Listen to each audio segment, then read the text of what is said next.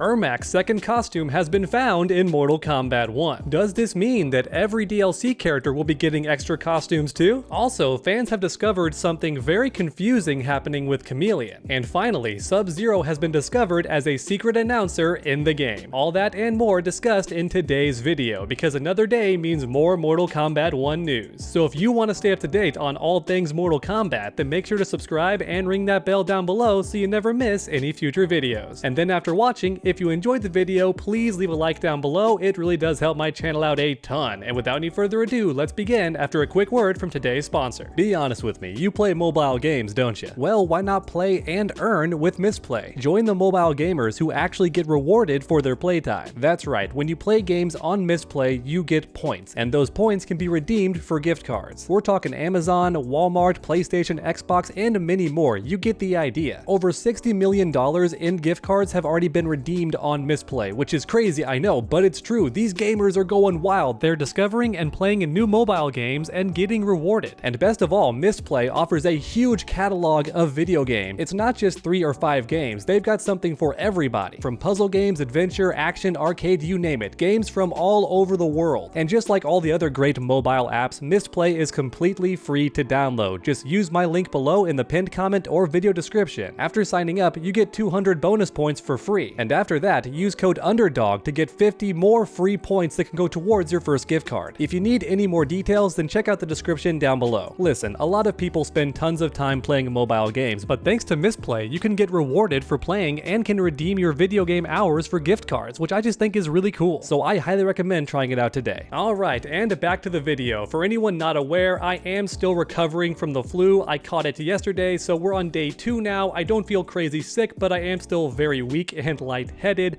and as a result, today's video may have slightly lower energy and also a bit less editing. I apologize in advance, I can't help it. If I could do better, I definitely would, but the immune system needs a buff, okay? White blood cells, what are you doing? Okay, leave a like down below to defeat the flu, because nothing my body's doing is working right now. But alright, Ermac's second costume. That's right, you heard me correctly. Ermac's second costume has been found in the data files of Mortal Kombat 1. Shout out to your boy Char, because he's where I first learned about this. In fact, I've made a full video on this guy before because he made a bunch of awesome mods in Mortal Kombat 11, and of course the guy hasn't slowed down for Mortal Kombat 1 either. And that just has me so excited because for the longest time there were no mods in NetherRealm games, but Street Fighter and Tekken, just tons of mods, and I felt a bit left out. I play all of those games, but I want mods in Mortal Kombat as well, and finally we have more modders in the Mortal Kombat community, and that's why we have to support them. So if you haven't checked out Char's channel yet, make sure you do so after watching this video, and also subscribe if you like what you see. Tons of awesome mods, tons of cool content, check them out. Because as mentioned earlier, this mad lad is also how we get an early look at Ermac's costume too, but here's the interesting thing,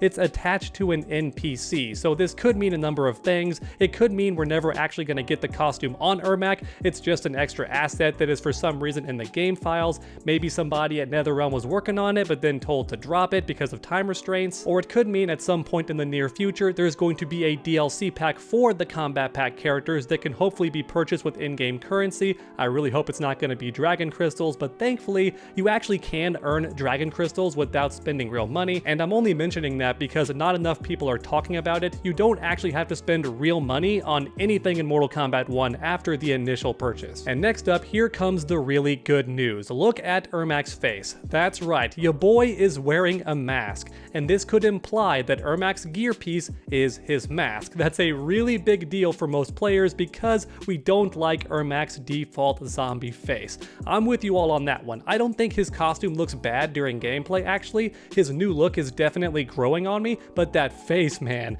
that face just is not doing it for me, and Ermac started out as a ninja, so there has to be an option to cover his face and keep that ninja element there, right? Even though Rain is a mage in Mortal Kombat 1, he still has those ninja elements like the mask, and as a result Ermac needs to keep this too. So if I was a gambling man, I would wager that Ermac's gear piece is going to be his mask, and that has me very happy. But then on top of that, I would love if Ermac was the first character in Combat Pack 1 to have an alternate skin as well, because I really do want every single DLC character to have multiple skins in Mortal Kombat 1, because in Mortal Kombat 11 we got that. Every character had like 3 or 4 different skins, and I don't want to go backwards. But you know what? But at the end of the day, there's always mods. As earlier I mentioned Char, if you buy this game on PC, there's so many mods for you to enjoy, and in fact, get this, somebody's already modded Ermac's costume in MK11 into Mortal Kombat 1, baby. That's right, everyone's favorite design for Ermac that was never actually playable can now finally be played by us gamers, alright? In Mortal Kombat 1, you can finally make use of that fantastic costume, and it's completely free. The only catch is you have to play on PC. But alright, next up, it's time to talk about Bi-Han. That's right, the Sub-Zero in Mortal Kombat 1. It turns out he's actually going to be an announcer in the near future. And to make things even better, you don't have to pay for him. Instead, you can actually unlock him, which is fantastic. I forget exactly how. I'll put the explanation below on screen, but the good news is you don't have to spend money on this announcer, which is a nice change of pace. I hope going forward that NetherRealm does that for most of the announcers, because yeah, you can grind for the dragon crystals, but it's quite a difficult grind, and nobody likes farming. Well, I'm sure somebody likes farming XP, but most people don't like just fighting the AI over and over again from sunrise to sunset, right? Most gamers just aren't about that. So I'm very happy that Sub-Zero's announcer can be unlocked without having to use dragon crystals. But as you all know, I love making these videos interactive, so let me know in the comments down below, which character do you want the most for an announcer in Mortal Kombat 1? Because like I keep saying in every single video, I truly do read each and every comment, so grab that keyboard and make your voices heard. For me personally, I really want Mileena and Kitana to be an announcer in Mortal Kombat 1, and also Smoke, just because his voice actor is very professional. He's the voice of Spider-Man in the recent Insomniac games, and before that he was the voice of Sasuke, so this guy's career portfolio is absolutely amazing, and that's why I want him as an announcer in Mortal Kombat 1. Plus, if you pay close attention to the intro dialogues with Smoke, the guy's kind of adorable. I want to be his best friend, real talk. He seems genuine and down to earth. I love how they made Smoke in this game. No matter what the case may be in the future, and who does eventually become an announcer for Mortal Kombat 1, a narrator if you will, I'm just happy that NetherRealm is trying something different outside of the dragon crystals. I don't think players should have to always spend real money when they want to buy things, and yes, that is a slight dig at Street Fighter 6. If you want that costume 3, gotta spend real money on it. There is no other way to grind and unlock it. I'm just saying, I love playing Street Fighter 6. It's a very fun game, and those characters are iconic, even the new ones, but it has to be said, they still own the gold medal for the most ridiculous microtransactions in fighting game history. And now finally, it's time for the third and last topic of today's video, Chameleon. What's going on with this character? A lot of players are debating right now a very certain topic when it comes to this character, and I find it kind of interesting. It's a good brain teaser. Unlike the main playable characters in Mortal Kombat 1, the cameo characters don't tend to have multiple costumes. There's some exceptions here and there like Jax and Sonya, but for the most part, the cameo characters only have different palettes. And in case anybody watching does not play Mortal Kombat 1, that just means colors, right? Different themes for the costume, but not a different costume entirely. And there's currently two ways for players to unlock these extra colors. They can get them at the shrine by spending the in-game coins, or they can actually grind with the cameo character and raise their level up through XP. And for some odd reason, it takes much longer to level up your cameo character than your main character, but I digress. That's the two ways you earn the palettes, but here's the thing, Chameleon is constantly changing colors when you play. She can switch between Kitana, Jade, and Mileena, and depending on which weapon she's wielding, she changes to that color. And as a result, she's always pink, blue, or green, with the exception of the intro at the very start of the match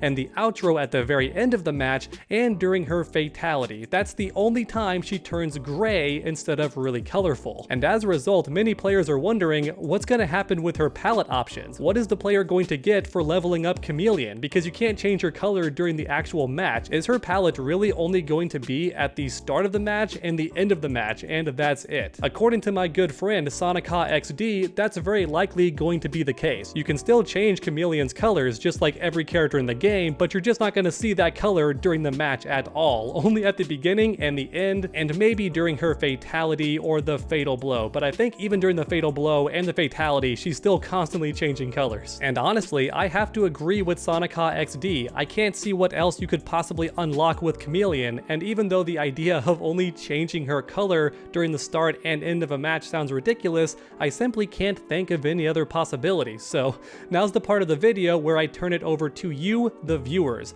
What do you think's gonna happen with Chameleon's unlocks in Mortal Kombat 1? Is it really only going going to be her base color, or do you think it's possible we can change her outfit during the entire match? No matter what the case may be, I'm still very excited to play Chameleon. I'm very excited for the Sub-Zero announcer not having to be bought with the real world money, and I'm also very excited that Ermac's second costume has been found in the files for Mortal Kombat 1. All these things have me very excited, looking forward to the future, and I'm a very happy gamer and Mortal Kombat fan when it comes to 2024. Even though I am sick with the flu, as mentioned earlier, I'm a pretty happy gamer right now. I think Mortal Kombat 1 is going to become an even better game than it already is in the next year. So thank you so much for watching, everyone, and I hope you enjoyed. If you did, please leave a like down below. It really does help my channel out a ton, and then keep that combo going by subscribing and ringing that bell so you never miss any future videos. Make sure to come back next time, and as always, stay underdogs.